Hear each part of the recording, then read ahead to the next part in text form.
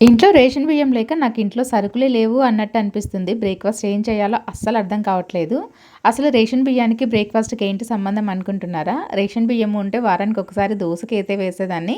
ఆ దోస బ్యాటర్ ఉందంటే 3 days breakfast అయితే గడిచిపోయేది. ఇంకా 3 డేస్ ఏదో ఒకటి చేసేదాన్ని.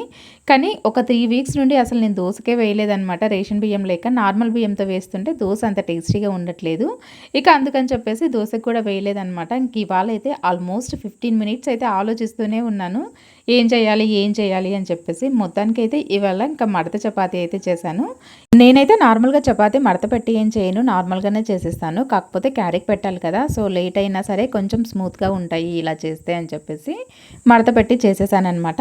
అందులోకి మిక్స్డ్ వెజిటబుల్ కర్రీ అయితే చేసేసాను. మొత్తానికి వాళ్ళకి క్యారీ పెట్టేసి వాళ్ళు తిన్న తర్వాత రెడీ చేసి స్కూల్‌కైతే పంపించేసాం మేమిద్దరం కలిసి. ఏదేమైనా సరే ఇంట్లో పిల్లలుంటే మాత్రం భలే టైం పాస్ అవుతుంది కదా! అవునా కదా? కామెంట్ చేసేయండి. వీడియో నచ్చితే లైక్ చేయండి.